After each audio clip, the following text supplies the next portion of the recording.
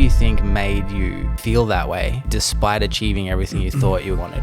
The whole reason I started trying to build a business is like, I got made fun of, I was weird, I was poor. If I get to this level, I won't feel that way. But the irony is when you get there, you feel exactly the same. Benson, were you aware of those moments? I mean, I've seen Tanner when he hasn't been in the greatest places. In that moment, it's like, I just want my brother to be okay. And, I didn't know it was that bad. Like, we didn't really talk to our parents that much because most of the time we get in trouble. So we just, that's at least how I felt. I just didn't want to get in trouble. I think anyone who's honest with themselves, they don't start a business to help others. They start a business because they're poor, typically, right? Hey, story time. All right. So there's a company called Aussie Bum in Australia. They're made for the gay community. Okay, guys, thank you for coming. Well, I came, technically. Yeah, thank you for coming to us and having us down here. Yeah, it was I mean, we spoke about this off camera, but dude, Miami traffic sucks. That's why I don't have any cars. I sold them all. Yeah, I've seen those posts. It makes sense. There's no point. And the people who say you need it, I'm like, you don't actually live in downtown Miami, because every time they say, I'm like, that makes literally less sense because it's so much easier to just Uber everywhere. Yeah. There's no sense to have a car here. It's just absurd, dude. Like, it's always, I'm traveling fine, no problems until I get to the, like, not even the outer skirts, but like semi-in skirts. And then I just watch Apple Maps, add 10 minutes, add 10 minutes, add 10 minutes. I miss a turn, add 20 minutes. I'm like, fuck. Yeah, it's not fun, but that's why I got rid of everything, because when I have my cars, it ends up being a bigger hassle because there's nowhere to park. Then you got to valet. The valet messes up the car. Then you got to try to prove that they messed up the car, find camera footage, get a ticket. It was a whole thing. Too much shit. Yeah, it was a whole thing. Pull this close to you just because, I mean, yeah, you can get chilled. This is not your average entrepreneur podcast. Is that good right there? Yeah. Okay. I like how you got good posture, bro. Me? I don't think it's good. Like slid halfway down the seat. Okay, so for people who are not familiar with two of the three Chidester brothers, tell them who you are, Tanner, and then Benson. And I mean, I've got a couple of things that I've got to ask you, but I mean, I don't know where this is going to go, I'll be honest. Yeah, sure. Well, my name is Tanner Chidester. Family of 7 kids, grew up LDS, Mormon, was born in Utah, raised in Houston. This guy, I mean, pretty much grew up right next to me. We're about 16 months apart. So I'm sure we take it more from there, but that's me. Yeah, Benson Chidester. So middle of both the brothers. Gentry's younger, Tanner's older. So I would say growing up, I was a little closer to Tanner because he was on varsity at the same time I was. He was a senior, I was a sophomore, and so he kind of just dragged me along everywhere. Gentry was a little younger, but yeah. Gentry just caused trouble. I mean, Gentry wanted to get beat up. Did he? So Benson Benson was cool. Gentry wanted to get beat up, so I just had to give it to him sometimes. Really? Yeah. Gentry doesn't seem like the smart ass of the three, No, I'll be honest. He definitely is. He's So like 100%. To preface it, like he got a lot of what he deserved that came to him, but at the same time, like Tanner and I, looking back now, we could have been a little nicer to him, for sure. But I made it stronger, didn't it? We'll go with that. Yeah. I think it did. I mean, we had one time where we shouldn't have been messing with him because that's actually when he got diagnosed with diabetes type 1. And so we were like beating him up and stuff, like, stop being a bitch, stop being a pussy. And then like we find out, like his insulin isn't working anymore. So, but besides that, he would just have some times where he'd poke the bear, and we're like, hey man, you keep poking us, like we're gonna bite back, and then we'd have to sock him. But it's all good. I think it's what brothers do. Yeah. Oh, you have to. That's so funny. I would not have guessed that. Yeah. No, 100% Gentry. See, I'd say you're the troublemaker. You're the smart ass. You're the quiet smart ass. Well, Benson was as a kid though. So Benson would like light neighbors. Like Benson would start a fire at someone's house, take a shit in their lawn. Like quiet smart ass. He does it without people noticing. Our neighbors called me the dead end kid because they said I would either end up in jail or end up in a ditch. Yeah. Because of all the stuff I got out of my system. But like as I got older, I've probably mellowed out the most. He chilled out. It was weird. Like he punched. I remember he punched a kid in the nose for no reason one time. It broke the kid's nose and was bleeding. I was like, just like he goes, I'm gonna punch your nose. He's like, do it. He's like, boom! It just broke his nose. To be fair, he did say do it. Yeah. So I don't know why he got in trouble. He did. And then that kid was traumatized, and the second Benson get close, he'd start running away. But yeah, so as we got older, it was like Benson actually was like the craziest. Then he kind of chilled out, and then Gentry kind of took his place. And I don't think I ever really was. I think I was always kind of just like in the middle, maybe till I got older. I mean, there were a couple instances where that kind of happened. Yeah. You know. Do you find that though built relationships stronger? Or is it something that like sort of became strong, then became a bit distant, and then now is coming closer later? I mean, I don't know Bets's opinion. I don't feel like our family was that close growing up. I don't think we're not very like touchy.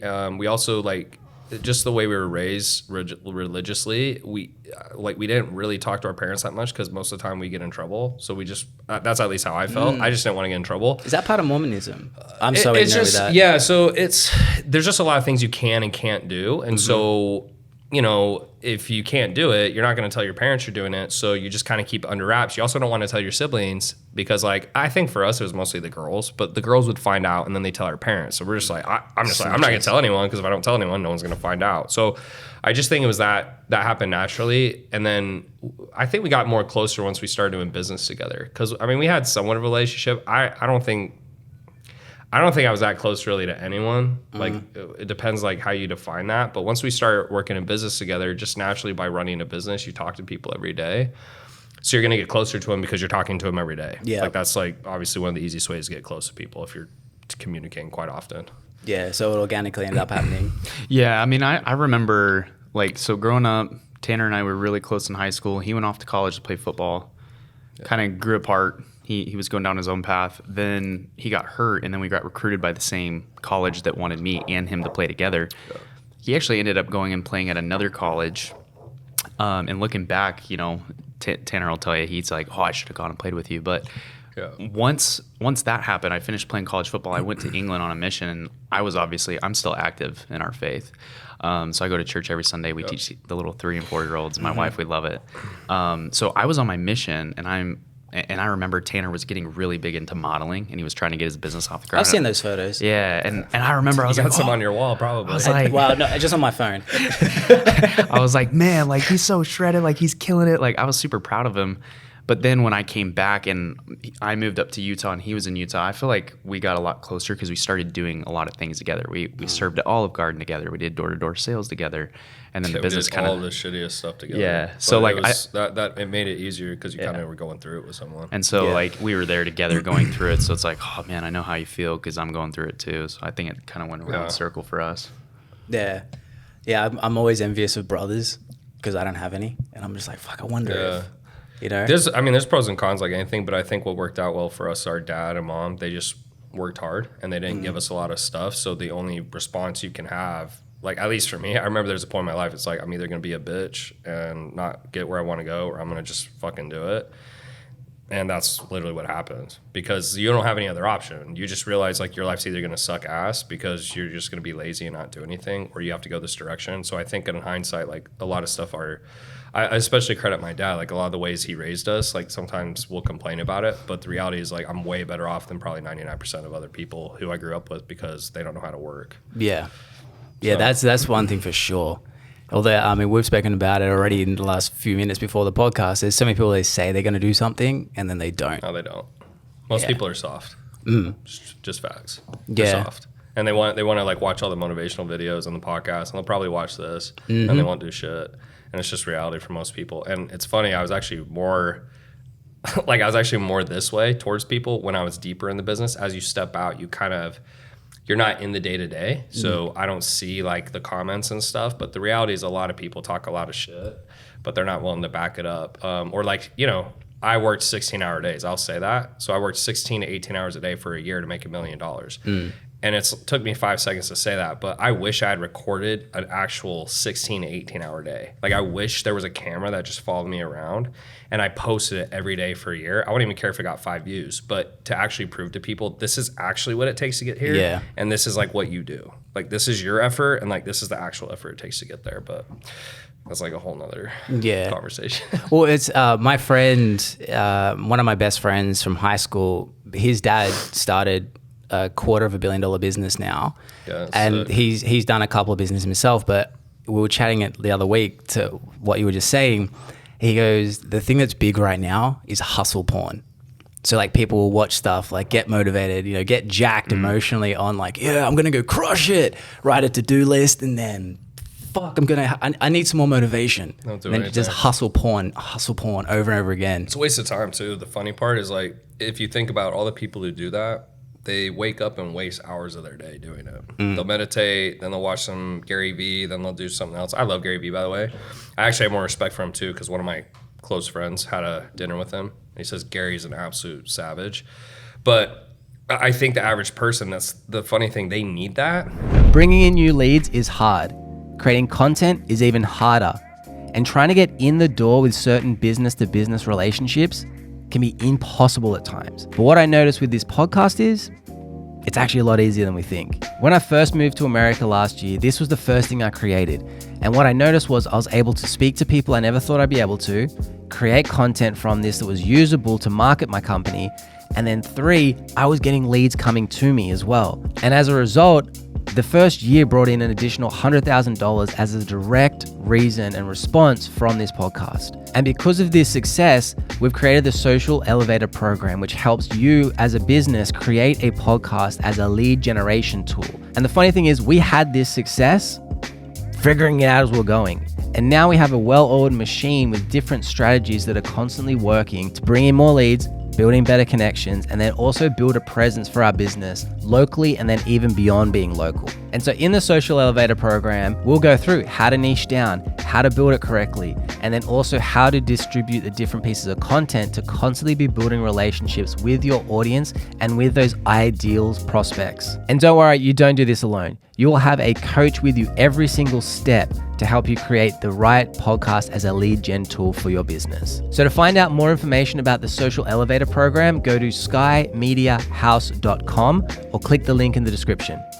Now let's get back to the show. But nothing actually comes from it. So they feel good and they like the person who's giving it to them. But then I sit there, I'm like, yeah, but nothing's changed. Like, you went to the conference, you jumped up and down for 3 days, and now what's changed? Nothing. I never got into that. I went to some MLM conferences, and I remember, I don't know if you remember, I went with David Fry. I remember that's what MLM conferences do. So I went there, and like, I'd sit there, I'm like, so when are they going to actually talk about like the marketing? Or like, when are we going to get like to how we actually sell this thing? They would just sit there for 3 days and just, the product. And I'm just going, this is so stupid. But I just guess I'm not like an average person in that regard. I've just never gotten into that at all. I find, because the funny thing is, the thing that changed my money mindset was a network marketing company. I was in it for a year, closed a lot. It made me appreciate money, but then I was like, this is the wrong vessel for me. But yeah, you're right. It's very hype. Well, and it can also be like in anything, you kind of have your laggers and then your leaders. And so if you were one of the top people producing, there's network marketing companies where the people are crushing it. It's just, I would just say on average, like the stereotype, right? Yeah. But there's stereotypes in businesses too, where people are super motivated day 1, but then day 30, they're done. Well, yeah, I mean, it's just one of those things, I think, that comes down to, right, how the saying goes, it's like, my actions are so loud, you can't, like, I can't hear your words or something like that. But it's just like, motivation is fleeting, but the actual habits and the actual structure that you actually follow, like, that's actually what's going to stay with you. And so, like, I don't know, for me. Go ahead. Yeah, I mean, me in particular, I just know that, like, doing the same thing, whether I want to do it or not, that's created the structure in my day where it's like, look, I got to do this. I don't care if I feel bad or not. It's like, it has to get done. That discipline equals freedom. Yeah, basically. And I find it interesting people even talk about their feelings. I think that's one of the stupidest things you can do. Feelings are up and down all around. In fact, like, if I just go back to this week, I've probably had like up and down between the 3 days. But you just do what you're supposed to do at all times. And every time you don't, you just reinforce in your brain that, oh, well, when I don't feel good, I don't do it. Or when I'm tired, I don't do it. I had like a day last week where I went out super late. So it was self-inflicted, but I had like 2 hours of sleep. I still went to the gym. I still did my day. I still did what I was supposed to do. One of the days. And it's like... The other day you didn't. Yeah. Which day? That was off day, though. That was off day.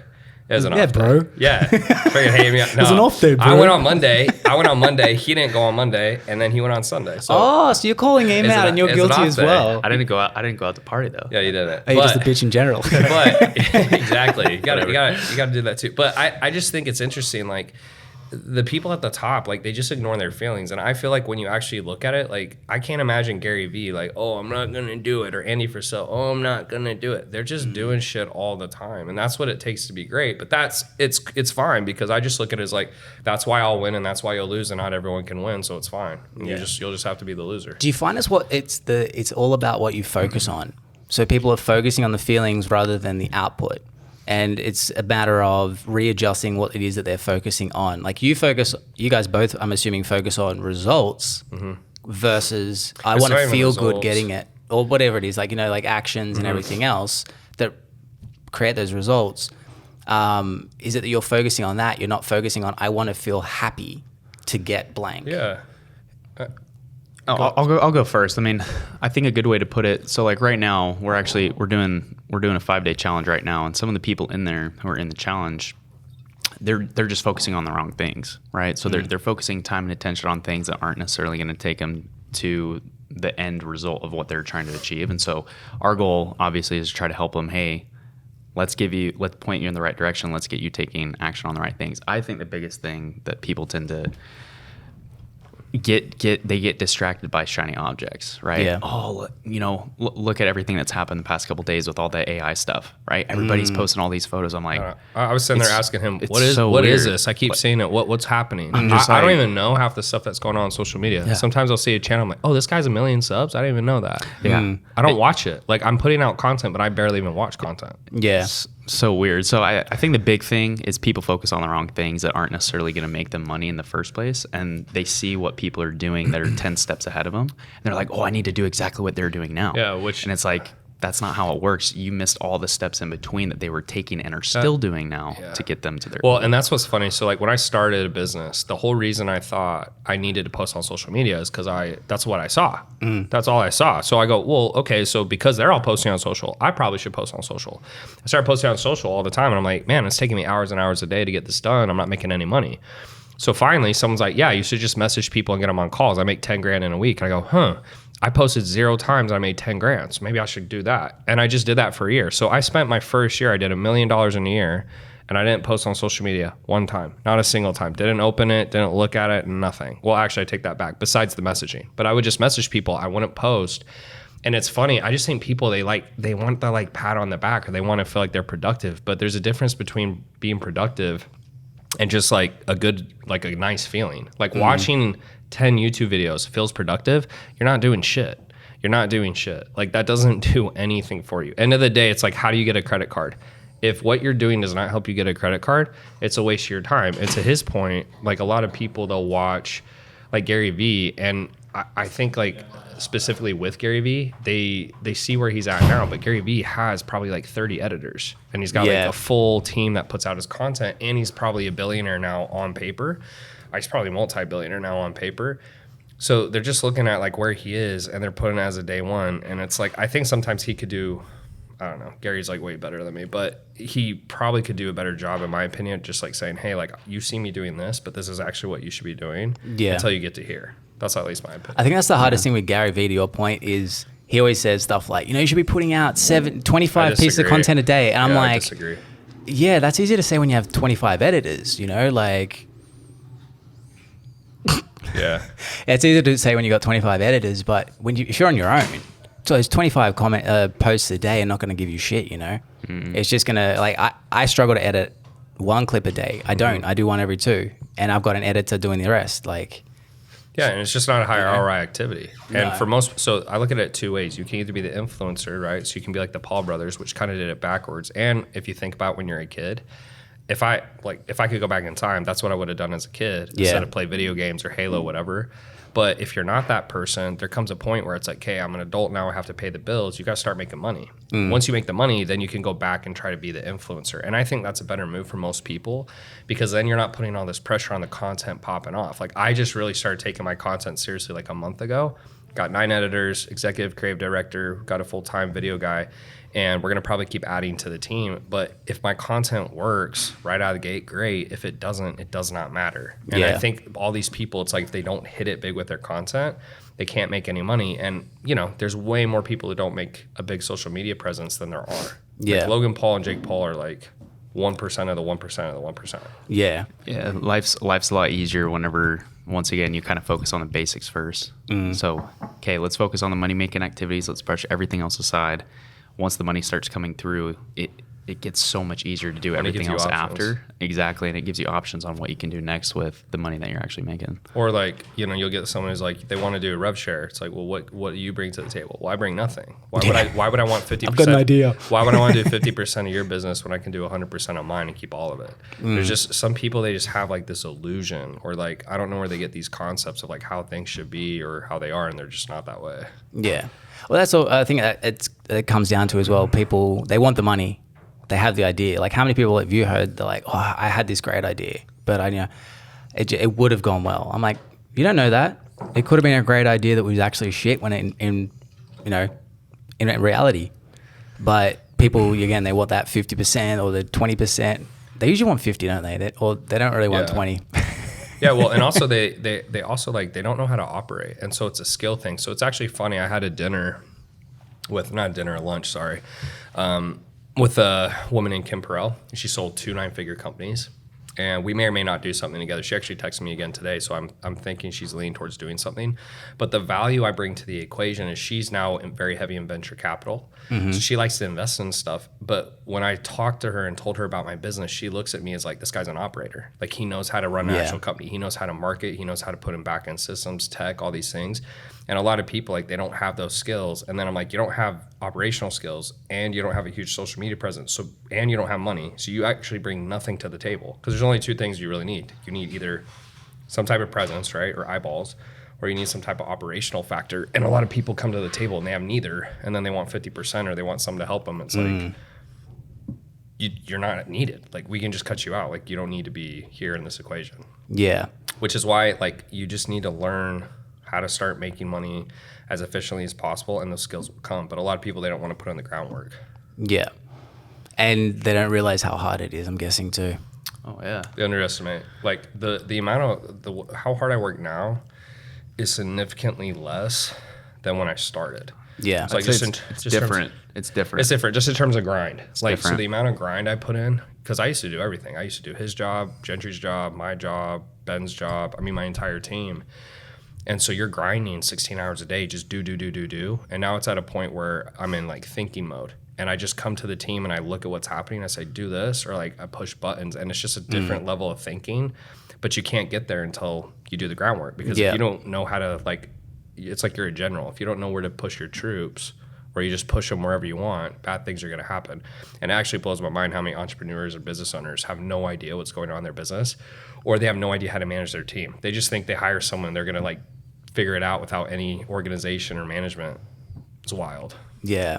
So with Elite CEO, so Benson, what do you, I mean, Gentry touched onto it, but in terms of, actually, no, I want to ask, Gentry on his podcast said, you guys were both kind of doing the sales and the coaching together when you both jumped on board with Tanner.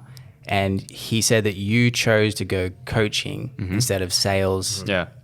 What led you to that over sales? Because usually money is what people lead with sales. Yeah, I mean, that's a good question. So Tanner and I, we had just done door-to-door sales the entire summer. We were top 5 reps in our company too. So the skills were there. I know I can sell too. And now up to this point, I've done over like 5 million in just upgrades alone. But it came down to the fact of, I'm like, dude, I'm tired of talking to people, and I'm tired of doing sales. I'd rather just coach. Yeah. So for me, it's never been really a money factor. I knew that when I started with him, I was getting paid $10 an hour, but I saw it as an opportunity to work up the ladder here with my brother versus going to school for healthcare administration. That was my major.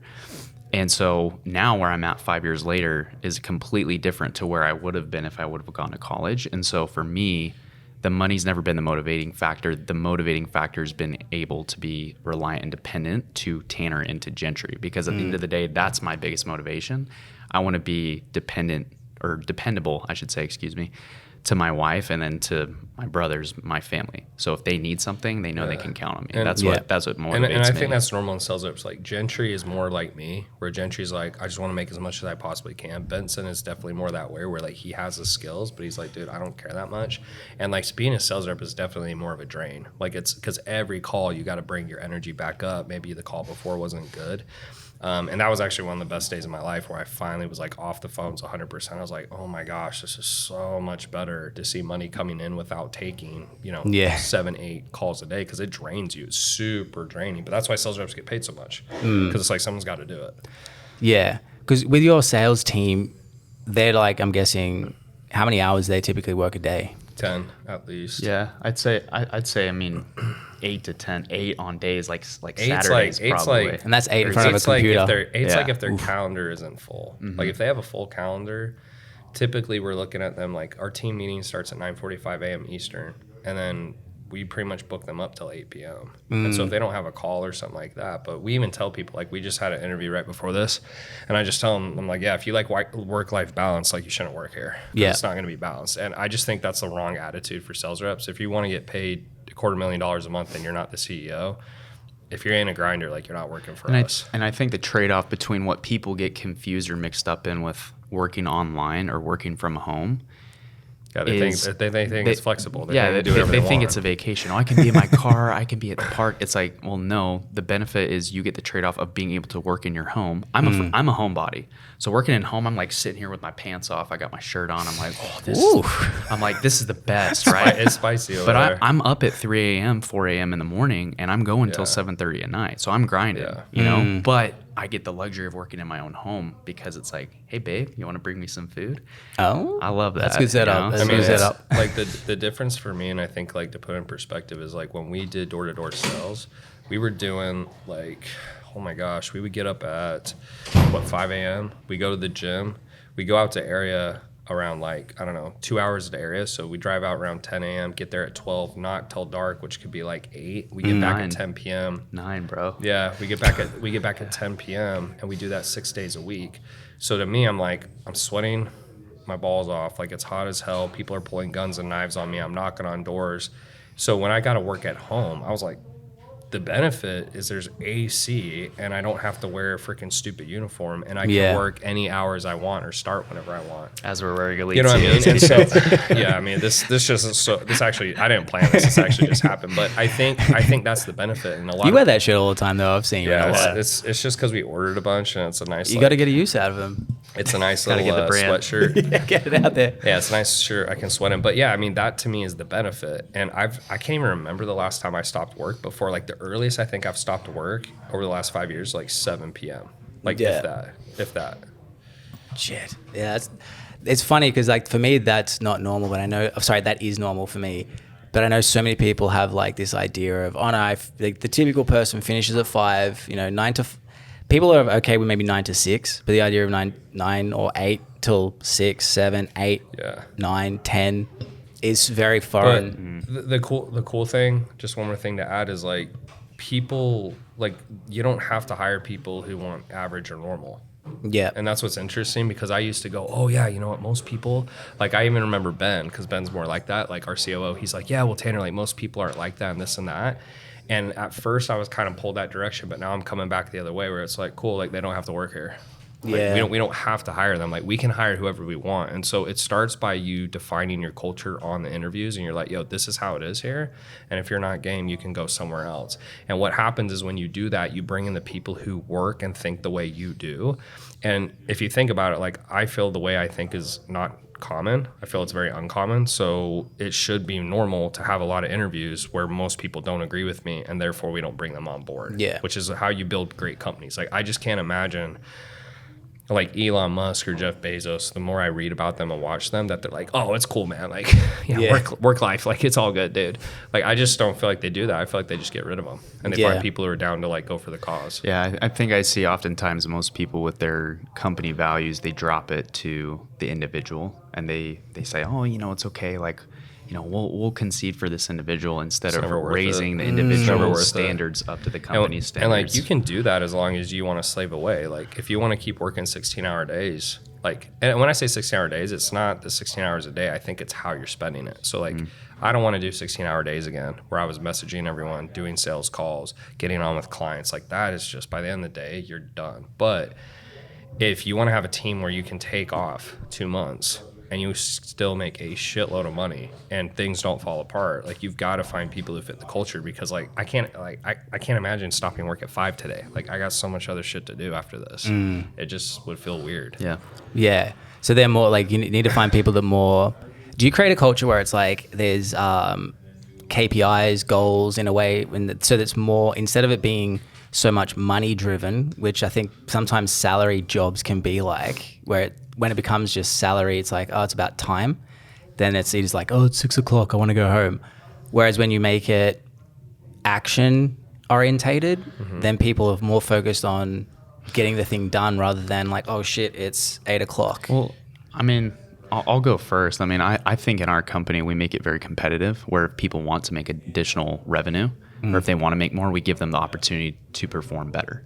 So, Tanner will tell you, he's always been a big fan of having somebody at a smaller base, and then, hey, the way you can make more is through your actual performance. And so we obviously have OKRs and, KPIs people should be hitting, but the way we look at it is, hey, if you bring in more revenue to the company, why not give you a little bit more piece of the pie? And that motivates people in a sense. And we find that the people who are hungry, they'll always eat every single time. Yeah, and I actually think with salary, you should get the opposite, because what I tell them is like, here's what you get paid, and you work until you get shit done. Period. I don't care how long it takes you. If they get stuff done sooner, great. But like for salary, the reason it's like, I just don't want to track hourly, because I don't want that mentality, because that is the clock in, clock out. So for me, salary, it's like, here's what your job is, and it better be done A+, or you're not going to be here. Yeah. And so if they can get it done in 4 hours, by all means, go for it. But I would like to think the likelihood of that happening. It's not going to happen. It's not going to happen. And so I think with salary, it's okay as long as they have a full-time job and it's going to take full-time hours. And most salary jobs should be that way. Like, there's very few jobs in our company where I feel like, oh, that's only going to take them 6 hours or 5 hours or even 8 hours. I think most of our executives work way beyond 8 hours. And some people will disagree with that, but I'm just like, enjoy having like a really low profit margin company where everyone does the bare minimum and basically you're always having to pull people. It's just not, it's not the type of company I want to have. It's not, and it's not fun, because like when you're killing yourself and you see other people on your team slacking, like who wants to freaking go to war with that person? Yeah, it definitely, when you see whatever people are doing around you, you end up going up or you go down depending where they are. So it's a good point, because I've seen that in other businesses where it's like, a couple of lazy people are allowed in. I don't want to say come in, they're allowed in. It's cancer. And we call it a virus. Yeah. Because it's just like, all of a sudden, that virus starts translating to someone else. And then they're like, yeah, I might be a little bit lazier. Because this lazy person's not going to be like, yeah, you go kill it. They're going to go, fuck you, man, come down here. And it very rarely, unless the ratio is like 10 great, 1 bad, and then they'll probably leave anyway, or they get pulled up. But it never goes positive. It always pulls downwards, unfortunately. Yeah, and you can do things that kick people out naturally. Like sales reps, I'm like, yeah, you get paid commission, you don't perform, like bye. We'll take your calls away, or like we'll dock. Like I've had reps, if you miss stuff, we'll dock your pay. And some people don't like that, but I just look at it as like, I don't care. Like, this is the standard here, and you can either do the simple things we ask you to do, you can go work somewhere else. There's plenty of businesses that will hire subpar workers, but that's why I think they say subpar. Like, you look at the stats, like we've been around 5 years now. What is it? 80% of businesses fail in the first 5 years. And I think they said like less than 1% make like, what is even $1 million a year or something. It's like, usually takes 2 to 3 years for most businesses just to get some profit. I think 1% lasts 10 years. Yeah, it's a joke. So I sit and look at like what we've done, and like I'm just a super ambitious person, and so I still go, man, like we could do more. But when you actually compare against like everyone else, it's like we're already an exceptional company, and so I go, well, this probably is why we're exceptional. Right? So why would I listen to everyone else who has average companies? One thing living in Florida, I've realized all you have to do, if you can execute, you're already in like the top 5%. Because that was with our business. It was like, all right, you're going to do this, this, and this. Where are the people pissed off? Where are they happy? How do we find that point? And literally all it was make sure their content's back to them in like 24 to 48 hours and make sure that they feel like they've had fun. That's all you got to do. And it just was easy to find clients. There you go. There you go. Because that was the thing. It's just everyone lacks like being able to execute and have a good customer experience, which is so bizarre to me, because that's the easiest way to make money. Well, and it's even like the book Good to Great. Like going from like terrible to average is like yeah, it's difficult, but then going from even good to great, like I think that's where we're at now. We're literally trying to make every single part of our business just like absolutely top of the line, A+. And it's like, it's hard. Like it's because like you could be getting like such a great customer experience, but you're just trying to get like even the like least of these just like Trying farther. to increase it 5 to 10%. And so you're just looking at like any little thing you can possibly add that will just get a little bit better result. And it gets difficult because at some point you're like, man, like what else can we do besides do it for them? Yeah, because you're looking for like a 0.1%. It's like Kobe Bryant. You know, Right, him it's to like- get better, it's he like- has to check it's like like, 1%. Oof. Well, yeah, and it's like going to the gym. So if you train chest twice a week, I think the studies show 1 to 2 times a week, it's almost double the hypertrophy. I can't say Yeah, it. if you work out 2 times a week, it's hypertrophy. like that's the maximum. Can't say the word. benefit Yeah, you get for but if you go hypertrophy. 2 to 3 times, you'll get more benefit, but it's incrementally less. Like Right. So bang. it's like, and that's how it is in business where like, yeah, doing more of this is good, but the amount you get is so much lower. And that's why it's so much harder because the effort has to be like 10 times to get like a 10% more of a benefit. Yeah. And very few people are willing to do that because they're like, oh yeah, it's good enough. It's good enough. And that's actually been something fun for me going like now that I'm more removed from the business is to try to do that because I have other leaders pushing it. And so I'm pushing them to like, no, you need to do the extra 10%. Like you need to make it 10% better because that's how you stay in business. And that also is what makes it fun. If you're not trying to grow, I feel like you're going to decline. Like you have to keep trying to grow. Yeah. Is that because, is that also not just because of the market, but I feel like when you're doing the same thing, it's like that when you're on a highway, you know, when you feel yourself accelerating, but as soon as you're going 60 to 80 miles an hour, you don't feel like you're going anywhere. And I wonder if it's because when you're doing the same thing with us mentally, we all of a sudden are like, I'm bored. And then so we actually do less because we're bored. Yeah, You know? I don't know. I think the way I look at it is it's cool to kind of go along with your analogy. It's cool to get up to 60, but once you get up to 60, it's like, well, why not try 70? I think for me, what's been really enjoyable as far as like falling, I guess you could say, in love with the process, is just being able to get to the point where we're at now. But then with everybody else in the company and all the other executives, they're coming in with ideas, I'm coming in with ideas, and then we're like, okay, what is actually something we can do? Because ideas are one thing, executing on them are another. And so it's deciding, okay, what are the best ideas? Let's pick a couple and let's execute on those rather than choosing 10 things to try to execute half-heartedly. Let's pick 2 to 3, let's crush these, let's make these our goals, and then let's move forward. So I think I find enjoyment in just the challenge of trying to execute those things to make myself better, to make the team better, to make the company better. There's a switch. I don't know at what point, but there comes a switch where you start a business for money. I think anyone who's honest with themselves, they don't start a business to help others. They start a business because they're poor, typically. Hey guys, hope you're enjoying this episode. Now, as you know, this is a very young podcast. It's only a couple of months old, and for the longest time I've been doing it myself, and now I finally got an assistant. She rocks. But besides that, it would help us a lot if you could just press that like button and leave a comment whether or not you're enjoying it, whether or not there's areas that we could improve, because without your feedback, we can't improve. And we really, truly value, like, if there's things that you want to see more of, things you want to see less of, that will help us make a better podcast for you. And also, if there is anyone that you can think of that would get value from this particular episode, if there's things that the guest is talking about that they would enjoy or that would help their life, with their business, with their health, with whatever it is, please share that with them so that they can get that value, because that is the ultimate goal of this. Now let's get back to the show. Right. I started because I was broke. I didn't start because I was like, I want to help a lot of people. Like, I was like, I'm broke as shit and I want to stop being broke. And then there comes a point where you start making that money and there's a switch of like the light switch where you go, like now I'm rich and making more money really doesn't change my life at all. Right. And so once that happens, for me, I went through like a dark circle where I was like, man, like, why am I doing this if it doesn't matter and I don't need the money? And you start questioning a lot of things. And then the realization I came to, long story short, is like, it's about the process. And that's, if you think about it, that's why Gary Vee kicks everyone's ass. That's why Andy Frisella, that's why you see the top guys win, because they actually enjoy the game. And most people, they're just going for the money. So as soon as they have the money, they don't want to play the game anymore. And that's just like what I found. And that's why I go, man, that's why I'm good at business. Because eventually I was sitting there one day and I go, like, I actually like this shit. Yeah. Like, and I'm good at it. And I think I'm going to keep doing it. And it took me a while to get there, but there's really nothing else I can buy with money besides a yacht, a bigger car, a house, etc. But it's like that stuff, even like now, it's like, it's irrelevant. It doesn't even matter. And after 6 months, you get bored of it. Yeah.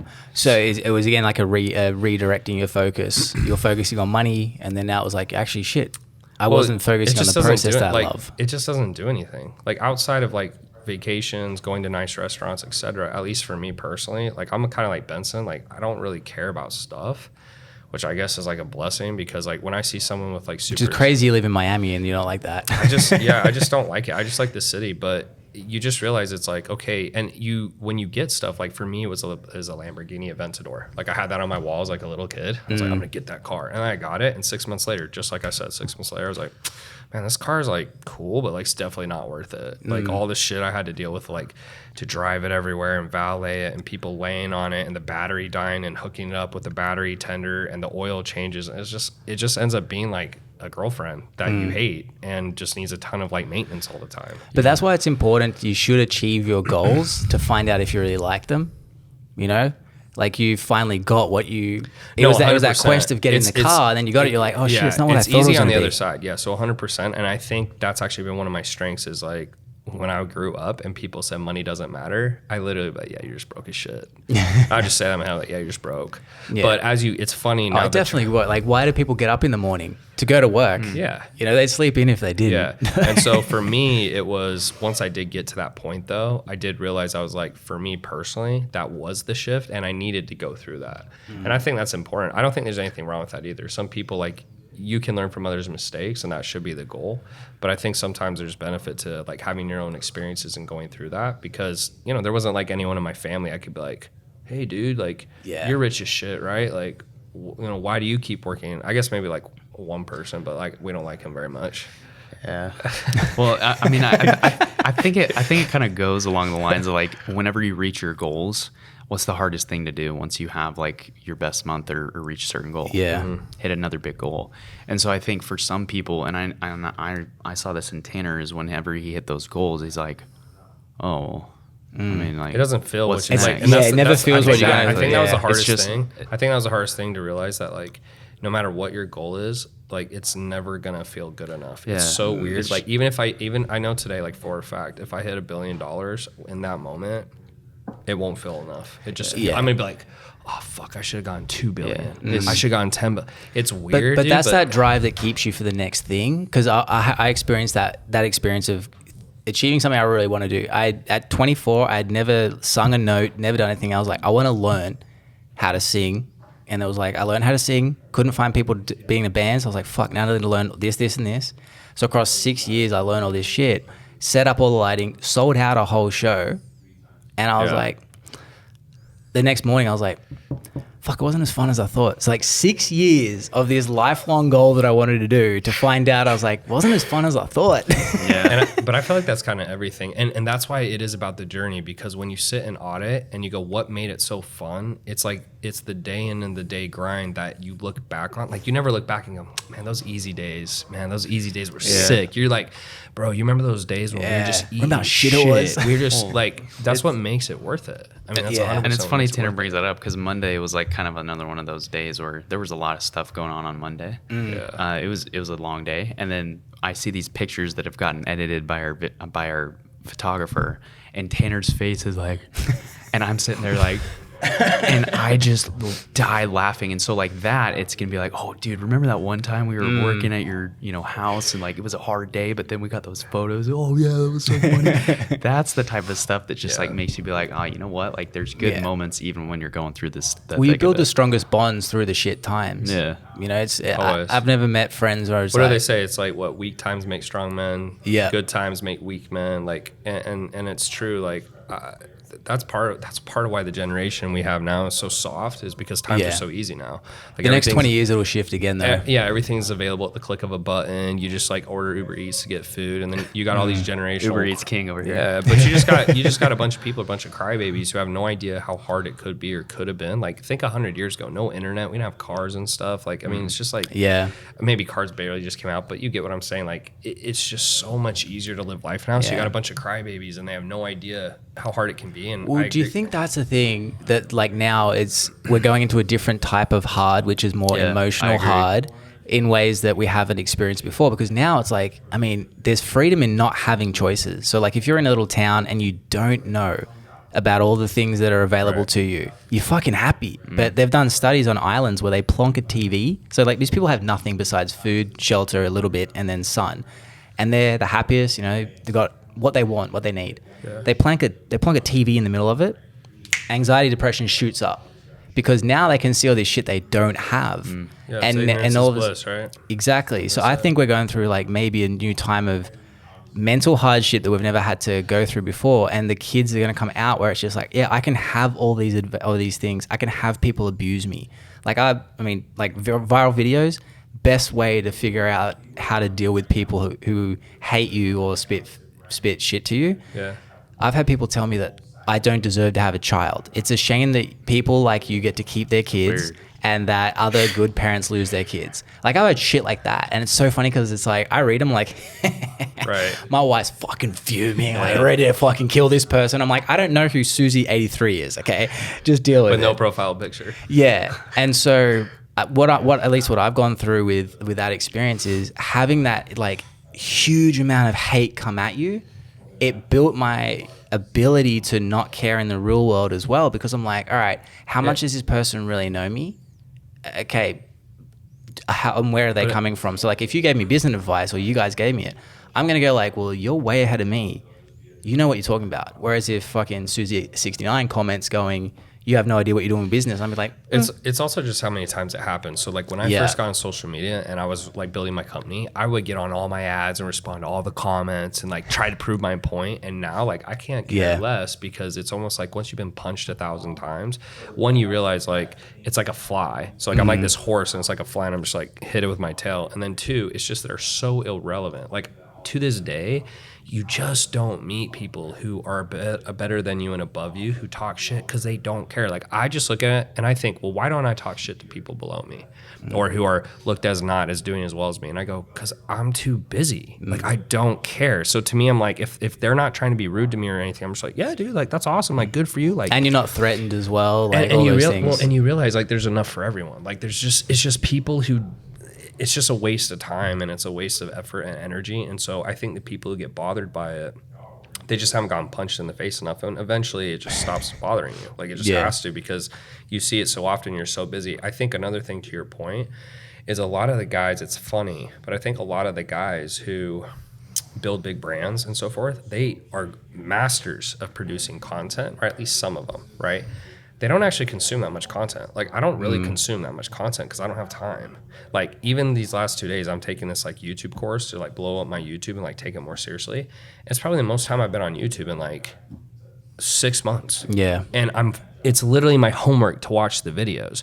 And I sit here and just like think about all the content. I'm like, man, people like just really must waste like hours of their day just going in these rabbit holes because there's just so much. Yeah. And it's so easy to get unfocused. So I think that goes back to your point of like why more people are unhappy and anxiety and stuff is social media. If you're trying to build a business, in my opinion, or build a brand, your job is to produce content. It's not to consume it. And I think a lot of people get caught in consumption.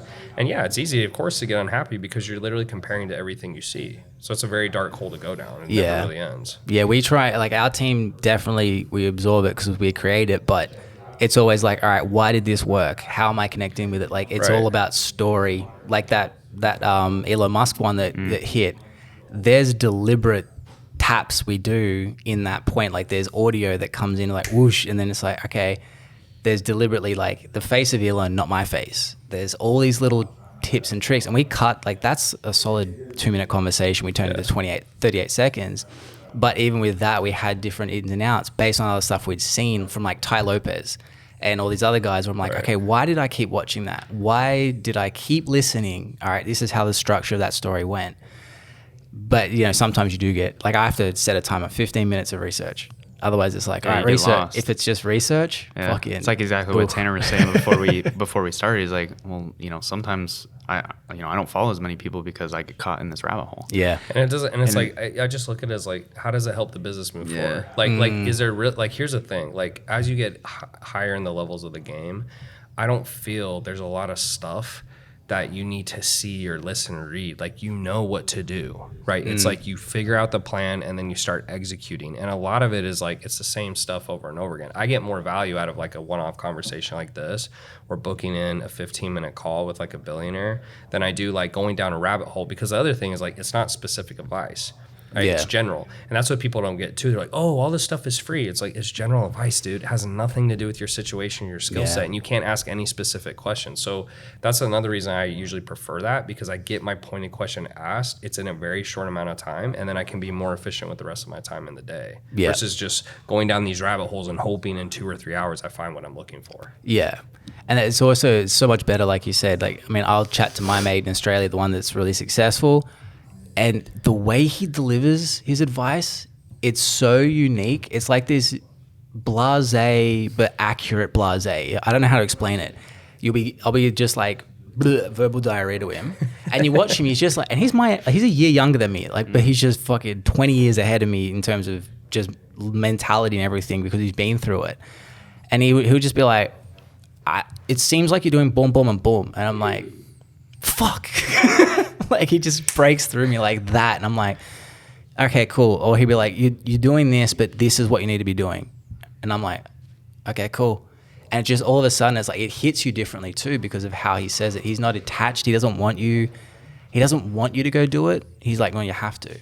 You know, like if you get advice from a family member where they have a vested interest in your success, that's a problem, I think, because they care more about, I need to be a good parent, so take my advice so that you succeed, versus someone like, you know, a billionaire who they'll give you advice, but if you go and do it or don't, that's on you, dude. That's on you, you know? Yeah. And I like that advice way better, you know? Yeah. No, I mean, I 100% agree with that. Yeah, I mean, I think sometimes, like, whenever you're asking a family member for advice, like specifically to business related, I think it's normal for them to have reservations.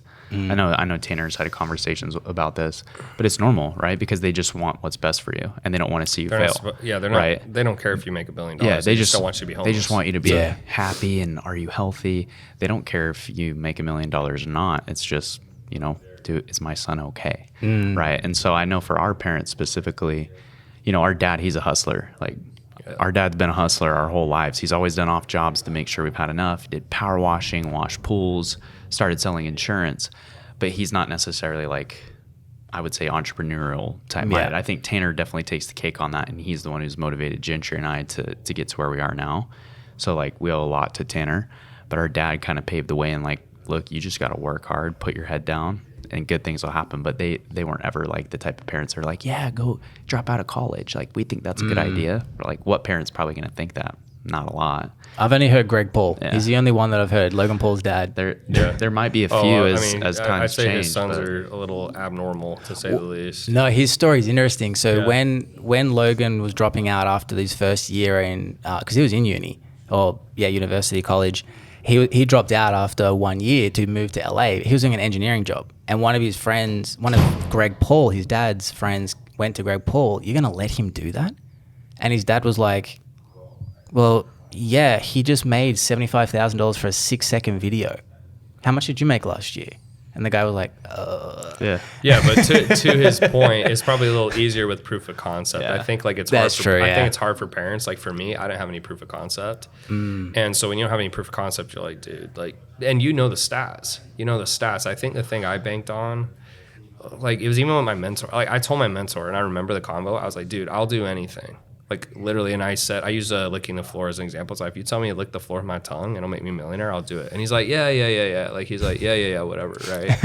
But I remember I went through it, and there were days he's like, dude, like, you're crazy. Like, you literally are that guy. And I was like, because I had nothing to lose. I had everything to gain. I'm like, why wouldn't I do it? But I just think there's a lot of people, like, I wish there was a better word, but they're just soft. Yeah. They're just so soft. Like, I don't even know how you can be that soft. It's like your whole life's right in front of you. It's just there for the taking. All you have to do is grab it, and they won't do it. They would rather take an easier path, and I've just never related to that. And it's hard for me to sometimes be empathetic because I can't relate. And so people are like, wow, you're so cold. You're so hard on people. I'm like, I just ask people to do what I do myself. Like, I don't know how any other way to be. Like, I've never asked people to do more than I'm willing to do. Like, ever. You'll always come across cold though and heartless to the ones that aren't motivated. Like, I mean, we get that. But it's every like time, it's like you the know? other day, like I had a freaking video that was like, what was it? It was something like, you're still poor because you cook, and like, you know, some tagline to try to get engagement. But it was crazy to me, like how many people are sitting here trying to argue that cooking is a good use of your time, and I'm like, dude,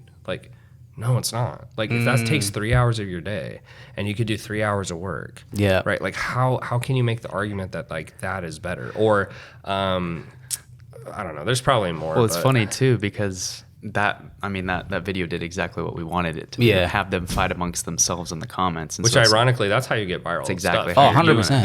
The whole game 100%. viral is going to get people to fight in the comments. Yeah. And that's how it pushes it in the algorithm. That's all it is. Well, if you want entertainment, read the Elon one. That's all it is. All these people saying how much of a failure Elon is. I'm just like, it's weird. I don't see anyone who's richer than Elon commenting about this, guys. Well, I mean, one, because they don't Nobody. exist, and then two, that's what I find interesting too. It's like he's the richest guy on earth, and you're talking shit. Like, yeah. it Oh, just- look what he did with it- Twitter. It's like, you don't know what he's doing with Twitter Yeah, yet. but I think he's doing what's smart. He cut staff, which makes it more profitable. It still runs literally the same. So it's like you cut a third of your workforce and nothing has changed.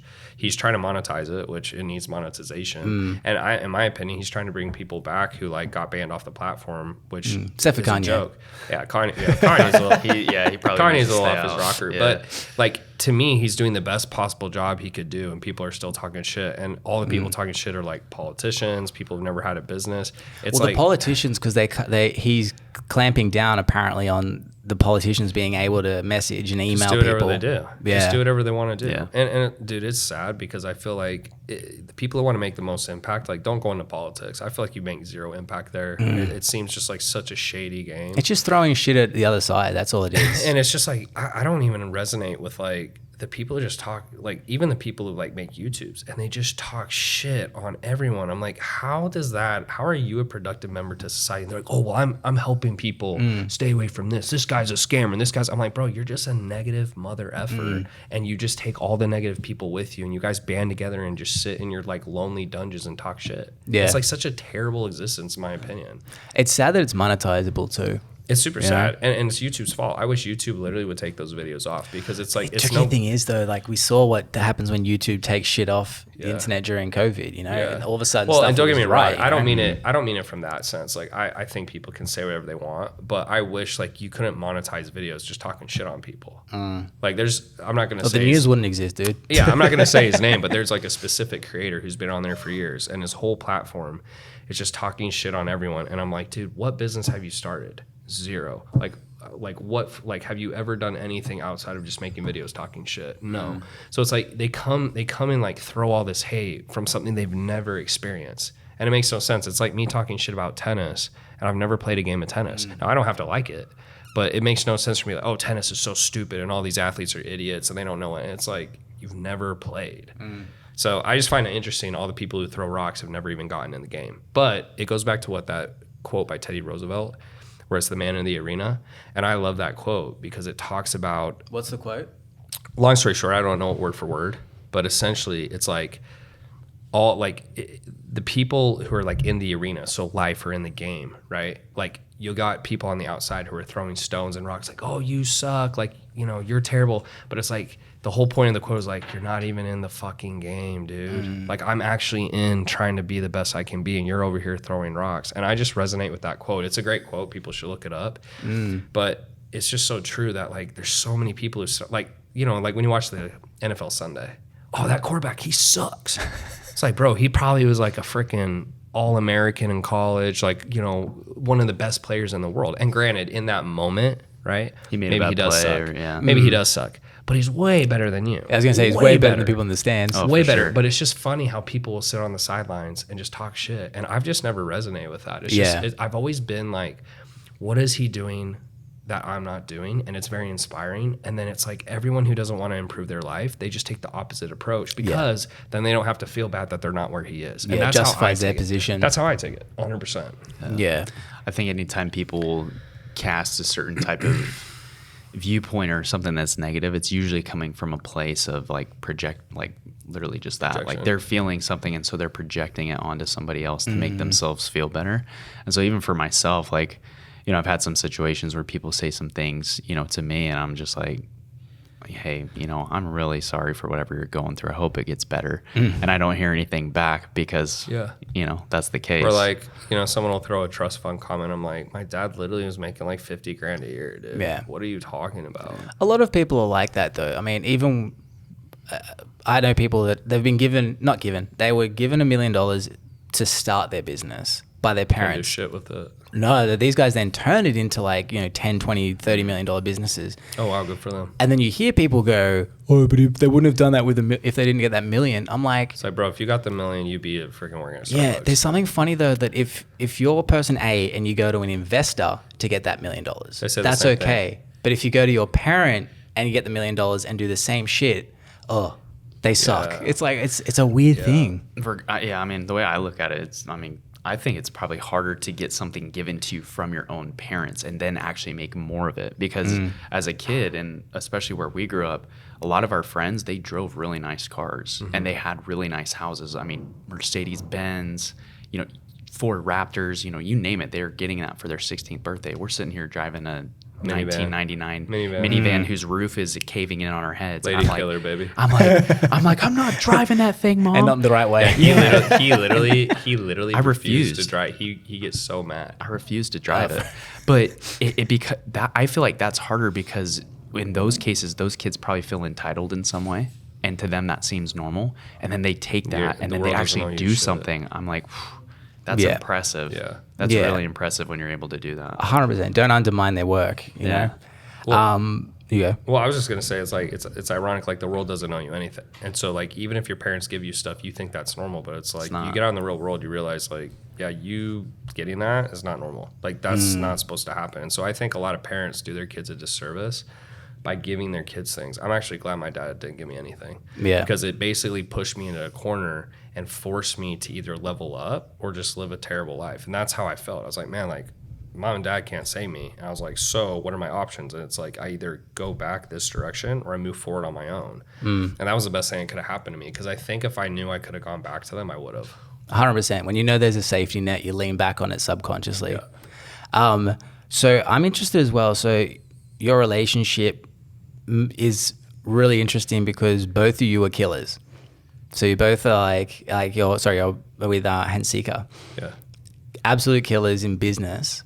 And you were single a lot before that. Was her, I'm guessing her personality, her motivation, her go-get was what attracted you to be like, holy shit, like this is something that's going to really elevate me, not on a business level, I mean on like a emotional level, because she sees the same shit as I do?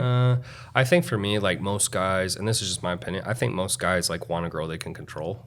And what I mean by that is like, Miami, just take Miami for example. Most guys who make a ton of money will find a girl who's very good looking who doesn't have anything going for her, because then they can control her. That's just my opinion. That's what I see all the time.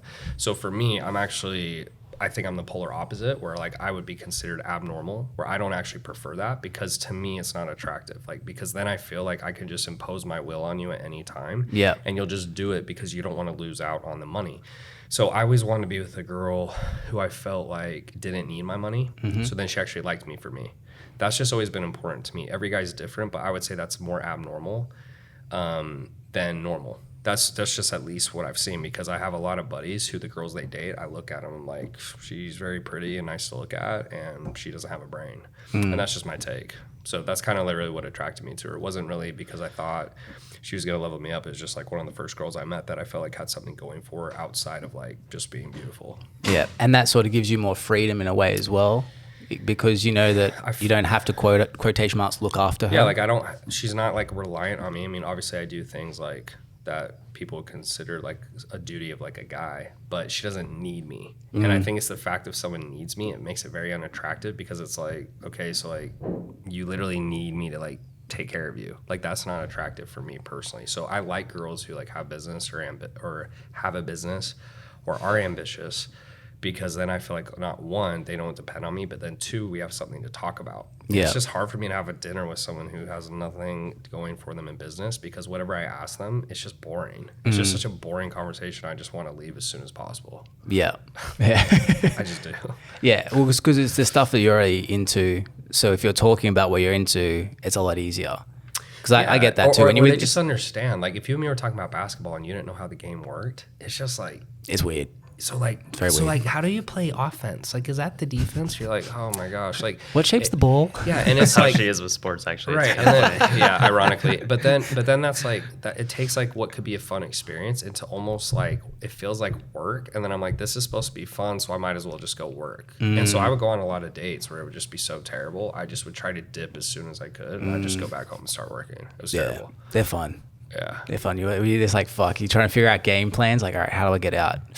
Yeah. I mean, it gets easier with a business because you're just like, oh, there's an emergency. But hello. It's weird because I feel like most guys are not that way. Hey guys, hope you're enjoying this episode. Now, as you know, this is a very young podcast. It's only a couple of months old, and for the longest time I've been doing it myself. And now I finally got an assistant. She rocks. But besides that, it would help us a lot if you could just press that like button and leave a comment whether or not you're enjoying it, whether or not there's areas that we could improve, because without your feedback, we can't improve.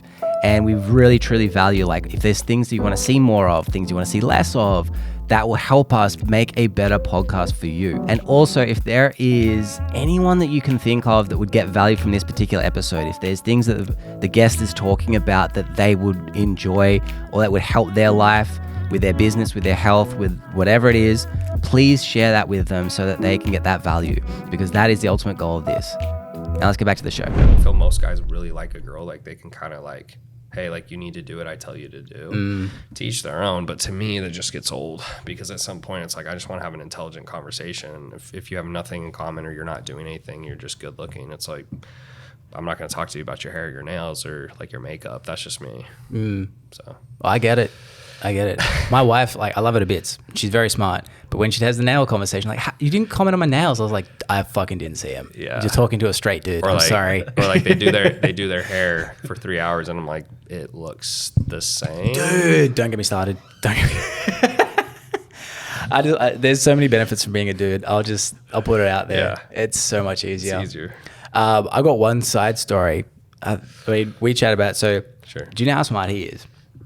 Obviously, when you start up with Elite CEOs, Solomon sends me a message. He goes, hey, Tanner wanted me to send you this message.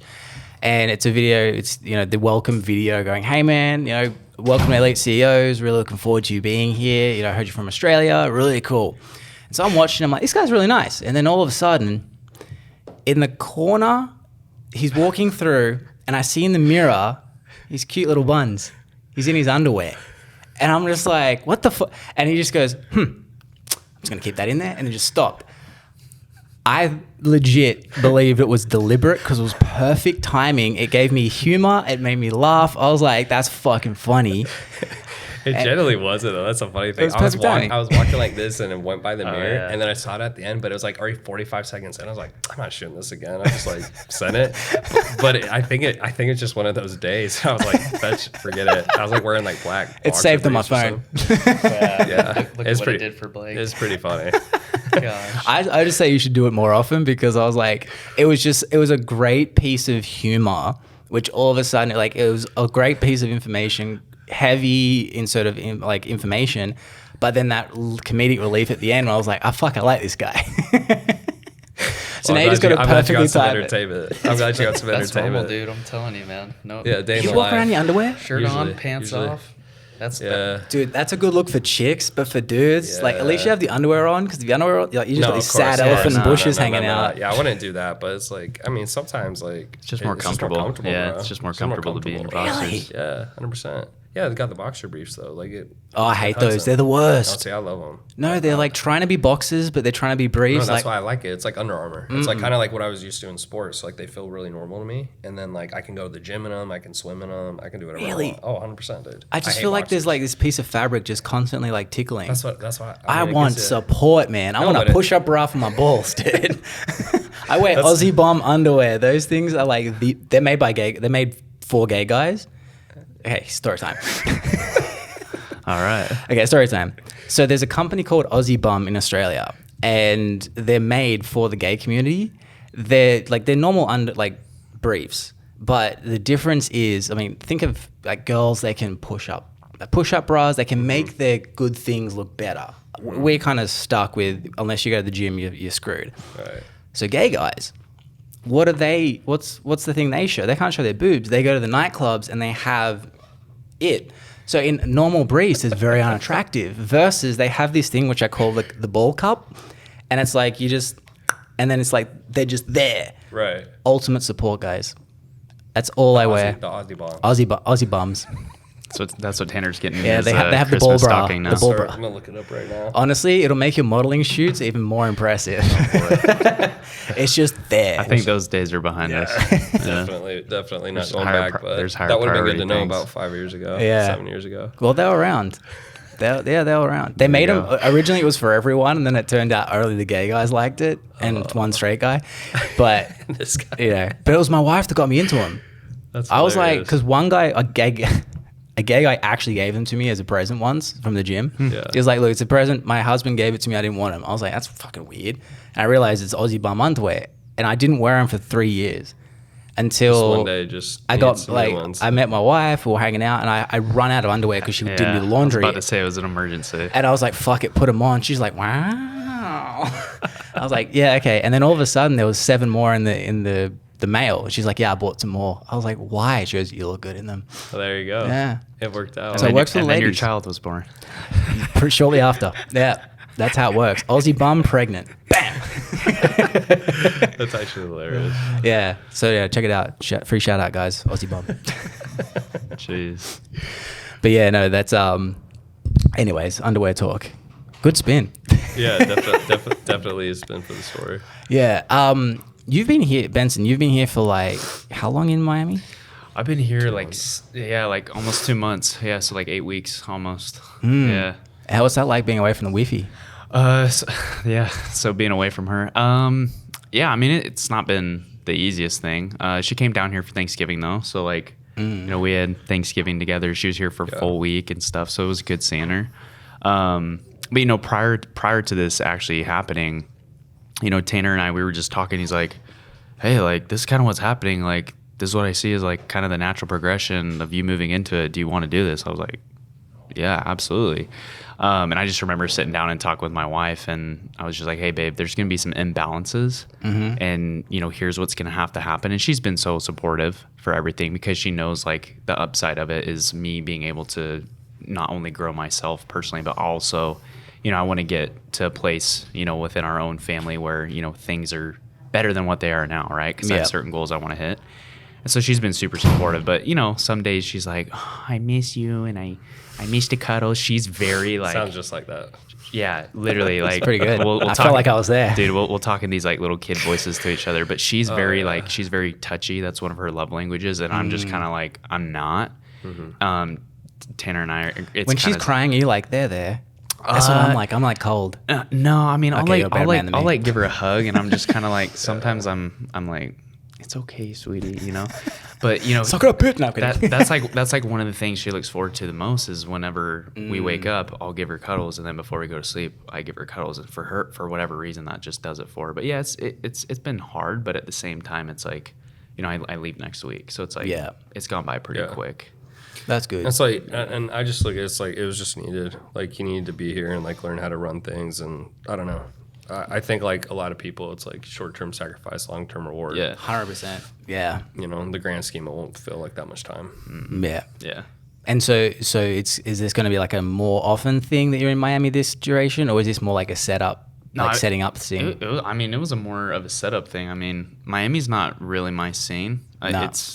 I genuinely don't really enjoy. Like it's old, cold, and boring. I'm like an 80-year-old grandpa. I was gonna say Utah's like that's a little different. Same as Gentry in Seattle. I was like, I messaged him last week. How is it over there? He goes, depressing.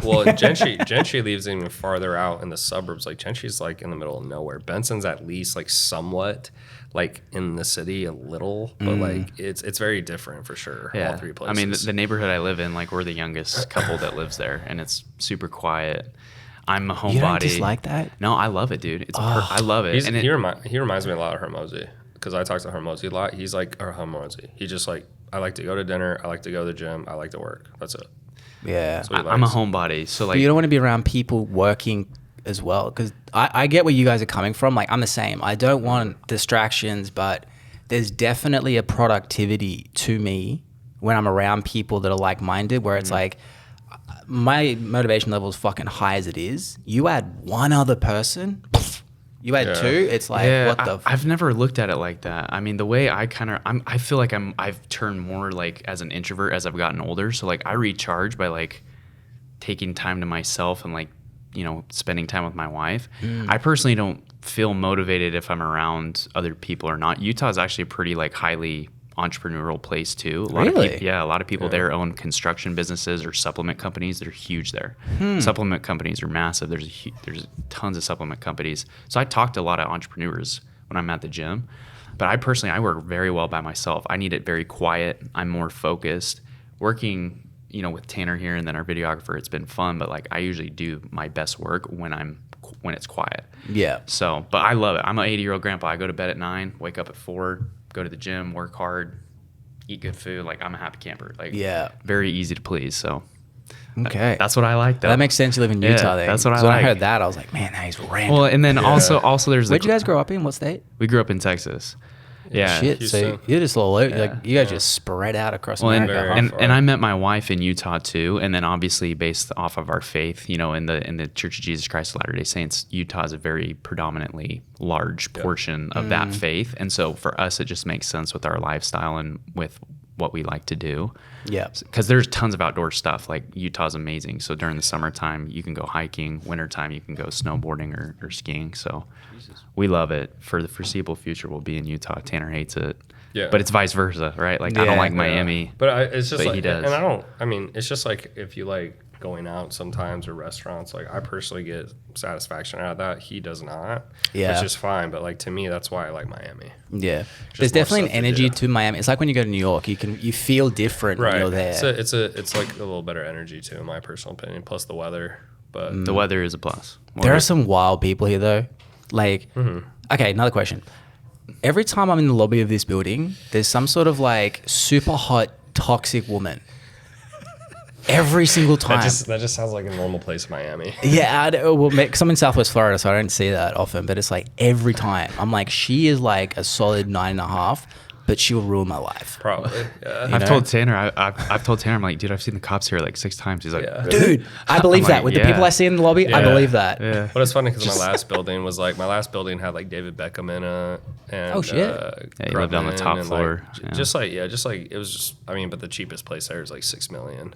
So it's just a different kind of building. But this building, it's like when you have more of the like, you know, can go from like, let's say $2,000 all the way up to like 25. You're just going to have more variety. And so like, I'd say this building definitely has like more of the variety. Not in the good way. They're colorful. Yeah, but it's like I don't see it that much, honestly. Like I'm always working, so but you definitely will see it at this building and like other places around Miami. 100%. The characters. 100%. I've got one other. So I saw one of your clips recently about you talking about the lowest time of during your success. Now most people, they always think, you know, when I get blank, I will be happy. When I get blank, this will happen. Now, it's from that clip, it was like you achieved what you wanted, and then you had the lowest point in your life. I think you touched on it earlier, but what do you think made you feel that way, despite achieving everything you thought you wanted? Because I think we tell ourselves we're going to feel different. So the whole reason I started trying to build a business is like I got made fun of, I was weird, I was poor. And so I go, you know what, if I get to this level, I won't feel that way because I won't be these things anymore.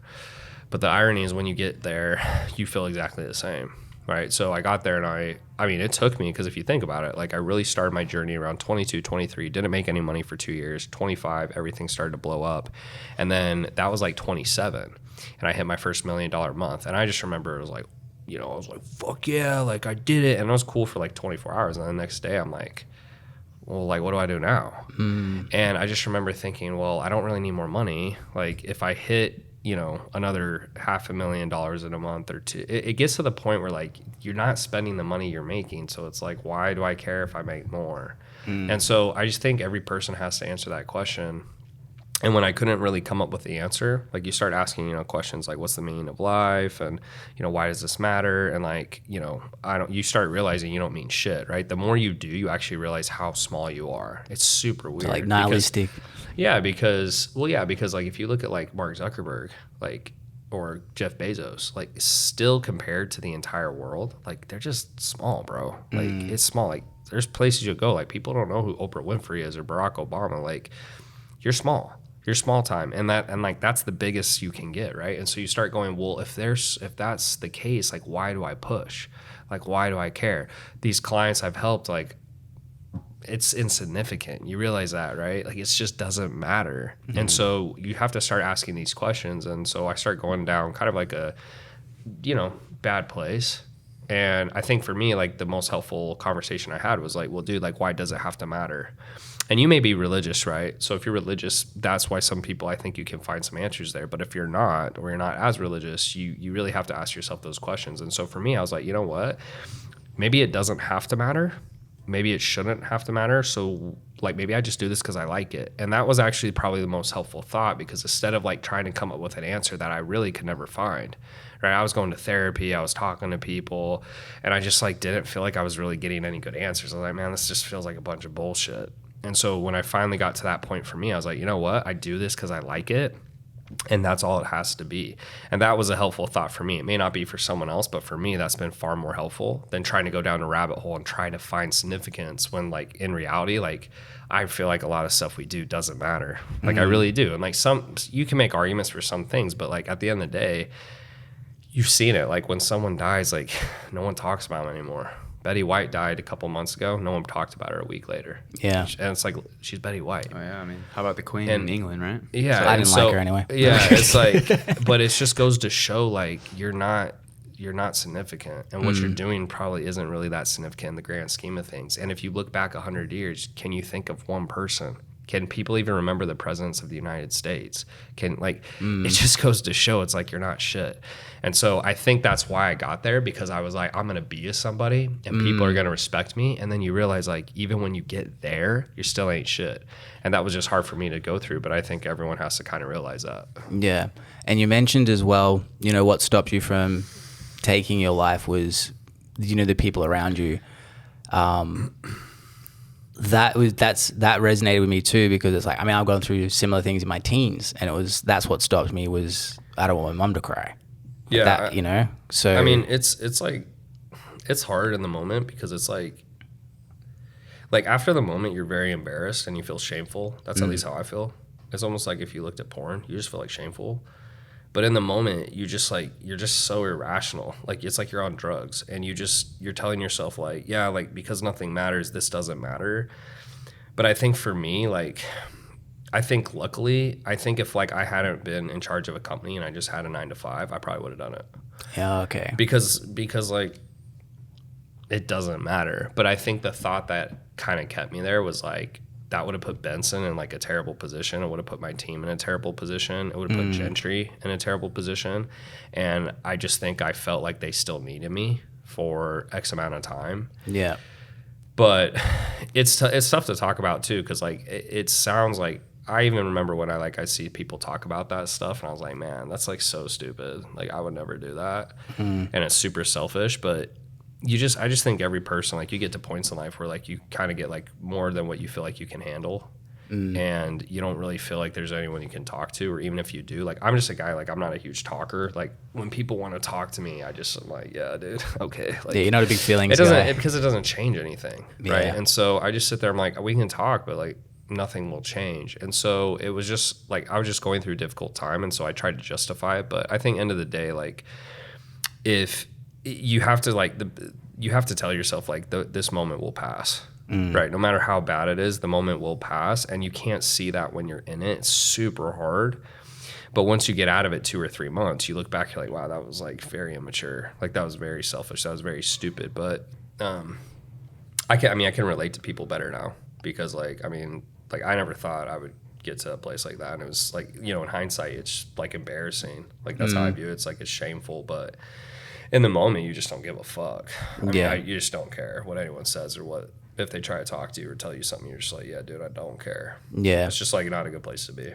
But it was your lack of, like, it was actually your selflessness that stopped you, because you were like, oh shit, these people still rely on, this decision will affect other people. I guess in a way. But I mean, that's part of like why I wanted to make a lot of money, because like, you know, you can help other people, and like specifically my family. Like I view like Benson and Chidester working with me was not because they were quote unquote qualified, right? They've earned their place, but it was like, they're my brothers. And I'm like, if I'm going to pay someone, I might as well pay my family. And that's like, pretty cool. Who needs the money, you know? Because it's like a double win. It's like, you have to pay someone, so I might as well pay my family, is how I viewed it. But yeah, I mean, if you're not here for like your family, it's like, what are you here for? Yeah. So that's kind of how I viewed it. And they have my back, so I just felt like I owed it to them to like stick around a little longer. Yeah. That's cool. That's good. I'm glad, man. I'm still here.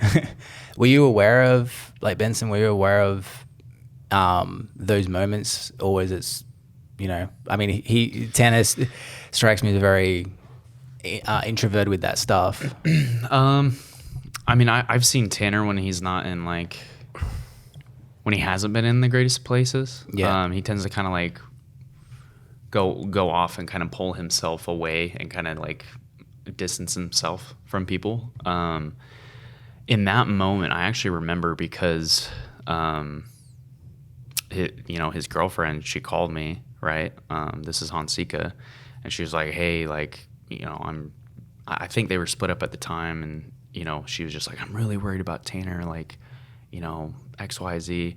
And we actually called, like I remember I called the police, and she did too. And like, we can't do anything because we're not there. And they're just like, yeah, like, we can't do anything because you're all the way there. So it was a total joke. But I just remember Tanner, like, he was like, quit getting in my business, blah, blah, blah, at that time. And obviously, I don't know what everything Tanner was feeling, but I'm sure he was in a place where he was just like, dude, I just want to be left alone. Yeah. But I know. So interesting, because I resonate so much with that. But sorry, you can tell. No, I was just saying, I mean, in that moment, it's like, you know, I just want my brother to be okay. Like, that's all I cared about. You know, I didn't care about anything else. I just wanted Tanner to be okay.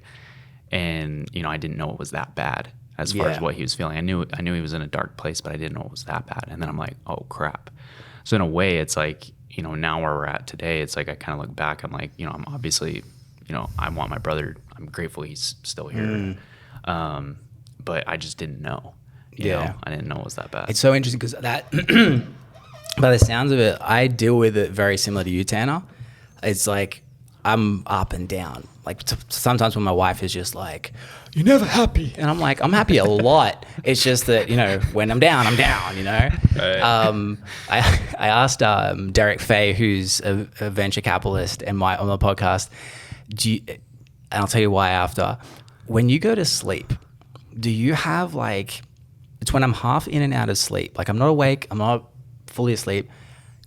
Sometimes crazy bouts of anxiety where like my brain goes fucking wild. I still fall asleep. Like it doesn't keep me awake. You just have like tons of thoughts that are keeping you. All the shit that hasn't kept me, like I'm not aware of it when I'm awake because I'm just doing. And I'm happy because I'm doing.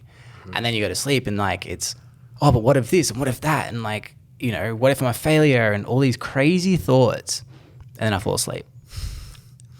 Does that happen to you much at all at that point of your day? Mine, I would say mine, like I'll have nights where I'm restless, but it's because I'm more so thinking on the business. I'm like, okay, well, like I got to make sure the coaches are doing this, and like, okay, I got to follow up on this tomorrow. And I'm like, it's almost like I can't shut my brain off. I wouldn't say it's anxiety as far as I feel. I don't know what Tanner feels, but it's more so just the fact that I just think it comes with the territory. I think like if you want to be the best you can be, like lazy people are always looking to do less.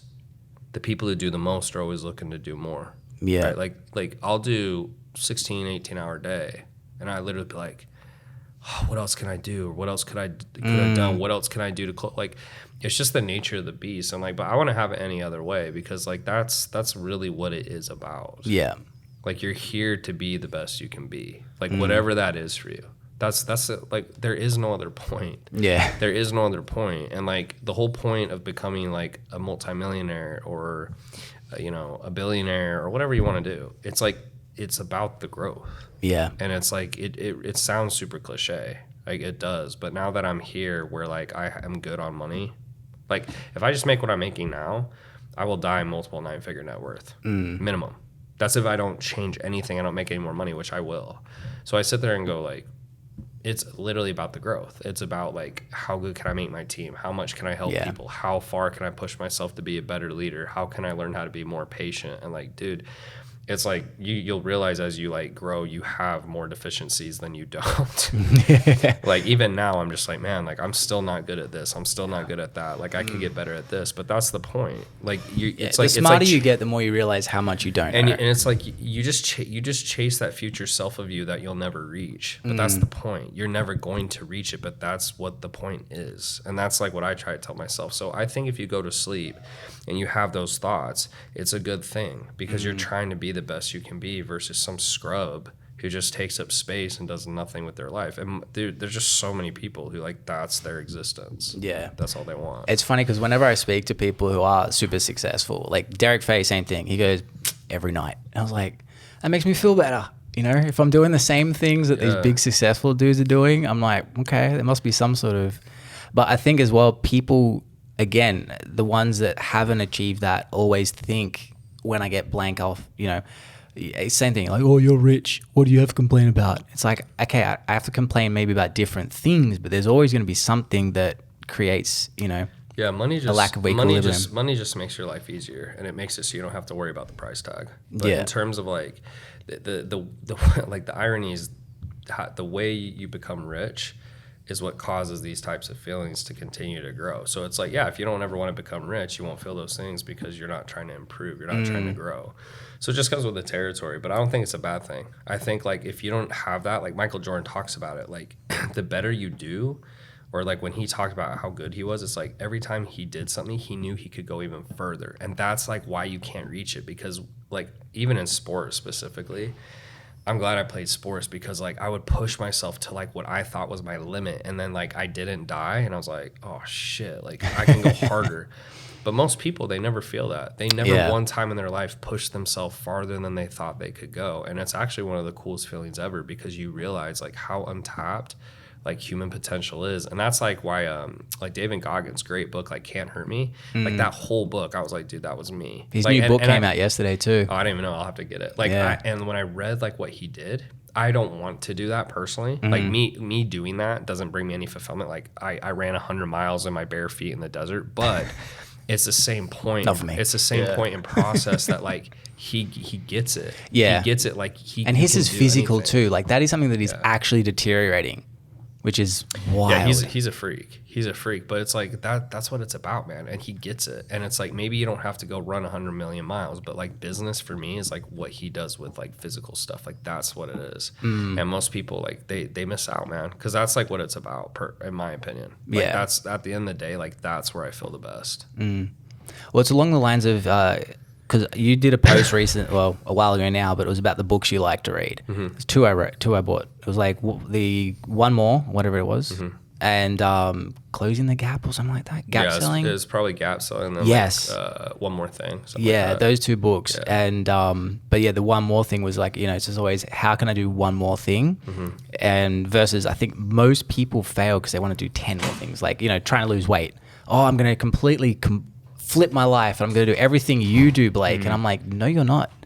Like this has been 20 years of training versus what you were saying, just one more thing, one more thing. And then that one more thing becomes easy, add another.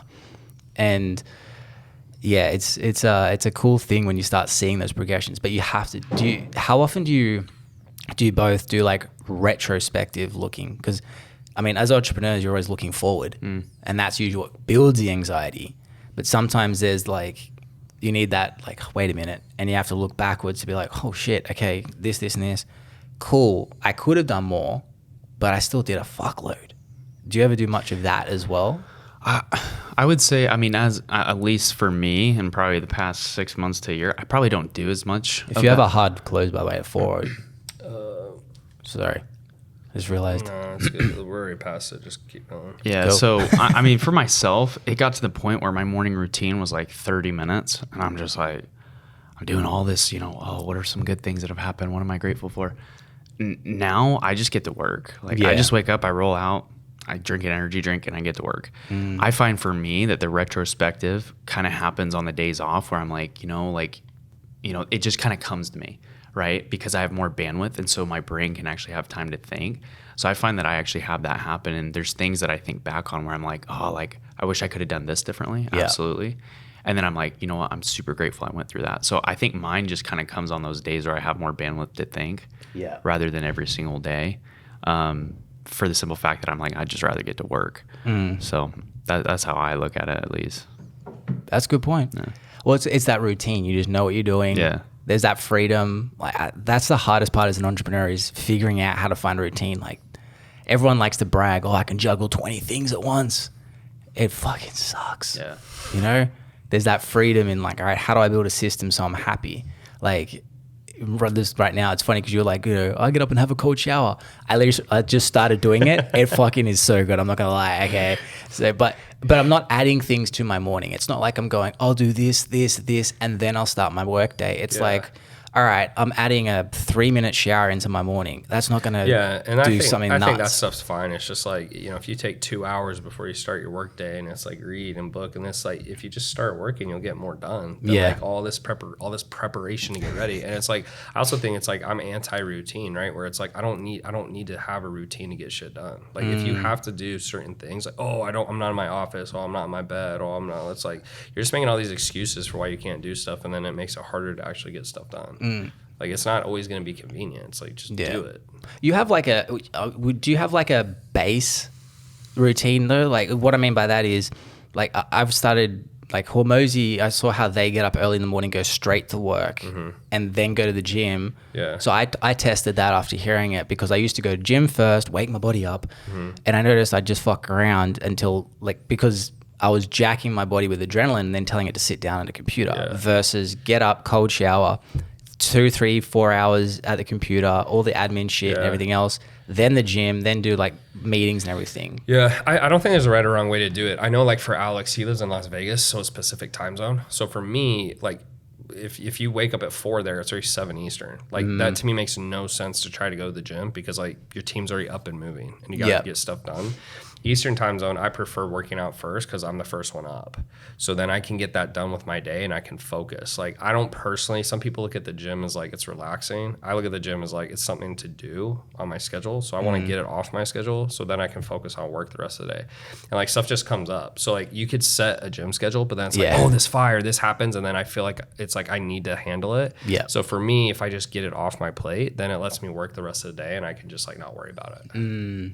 Yeah, that makes sense. I don't know if that makes sense, but that's how I like it. So I don't think there's a right or wrong way to do it. It's just like, pick what works for you and like do it. Like, there's super successful guys who like start working at like 10 p.m. It's like, okay, that's super weird to me, but like if it works for you, whatever. I'm usually Mountain Standard Time, so like I said, I wake up at 3 or 4. I'm able to Mountain Standard Time? Mountain Standard. I didn't know that was a thing. Yeah, so it's like cool. Yeah, it's Pacific Mountain, and then there's Central, and then Eastern. So shit, I learned on this. I wake up early, but at the same time, during that time before, like while I'm getting ready, I'm working, right? Yeah. So I get some work done, and then I go to the gym, I come back, and by the time we start meetings, I've been more productive in probably being awake for 3.5 hours than most people are usually in 6 to 7. That feels good, huh? So I'm like, oh man, I kill it. And I'm the most productive between 5 to probably 12 to 1 p.m. anyways. So for me, it works, right? Because I can just kill everything I need to get done, and then everything else the rest of the day, it's like I can do the admin work later. So that's what works well for me. It might change as I move into the CEO role. We may adjust some meetings, but it's worked well for me so far. Yeah, and just constantly, like, I guess, changing it and testing it, saying, like, this fucked it up, this is whatever. Yeah, but I like that. I like working out early in the morning. I feel the best. Sweet. One more question. Alexis asked me to ask this, and be honest. What was it like living with him and the other the videographers in Costa Rica, Puerto Rico? No, he was like, you can be honest. So I lived with him. But I lived with him, and I lived with Isaiah. I've lived with Tanasi. You met Tanasi today. I mean, they're all chill. Like, I feel like most video guys, they're kind of like more quiet.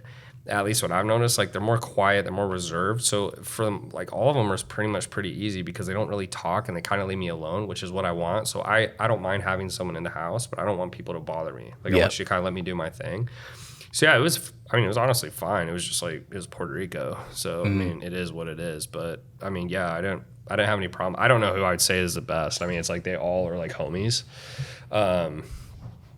You know, so I still like to this day, like I still talk to both of them. Like Isaiah, I hang out with like all the time. He's my second video editor. So I mean, they were all actually pretty easy to live with because they're all laid back guys. I think if you get someone who's uptight and they like things a certain way, it makes it really hard to live with them. All those guys were just chill. They're just like, yeah, whatever, okay. And so that's the type of guy I like to hang with because if they're uptight, it's just really hard for me to like travel with them and like do stuff with them. So it was easy. I mean, all of them were actually pretty easy, to be fair. There you go, Alexis. Was he like, oh, I'm the easiest? No. He was just like, I'm just curious. I want to know what it was like. Yeah, I thought it was fine. It's probably harder to live with me than me with them. Yeah, I mean, I spent some time around them whenever we had our events when I was down here. Isaiah was great. Alex is always really good. And then Hansi now. But yeah, he's so chill. Like, yeah, they'll probably say Tanner was probably a detriment on their health versus the other way around. That'll probably be what they say. Okay, I'll ask him in private. No, it's funny. Like Alexis is so chill because when we edit these, obviously we do the camera swaps. His listening face looks like I'm so fucking bored. It's true. Yeah, it's so funny. Like he's so in tune, but it's like, I mean, even watch the Elon Musk one. Just again that clip, his reaction like, oh, okay. I'm like, fuck. He looks like he doesn't give a shit. Yeah, that's Alex. Yeah, that is him for sure. He's so funny. All right, cool. Well, dude, you guys, thank you so much. This was so much fun. Thank you for going over time, by the way. For sure. Thanks for having us, man. And yeah, for anyone who wants to find out more about you guys, where they reach you. Yeah, I mean, best way to reach us, our site, elitecos.com. You can follow me on Instagram, Benson Chidester. Same thing with Tanner, Tanner.Chidester. Slide in the DMs. Yeah, elitecos.com. Slide me a DM, baby. Yeah. I'll lead you in your ass. Yeah, fuck yeah. I know, it's funny now. It's like I use a lot of I learned from how you guys got me, and I was like, just reverse engineered. I mean, then obviously learned a lot more when I was in Elite COs. And it's funny, like, it's just about being a human. Not like, hey, do you want to buy my shit? Yeah, like, it's like talking to girls, except most guys suck at talking to girls. Yeah, so I like your boobs. Just connect with people. Yeah, that's about accurate. Yeah, so I mean, you just treat people like humans. You have a genuine conversation. It's like see where it goes from there. It's not hard. Yeah, it's not hard. All right, cool. Thanks, guys. Yeah. And guys, make sure to subscribe. There's more cool people like these guys. Bye. Bye.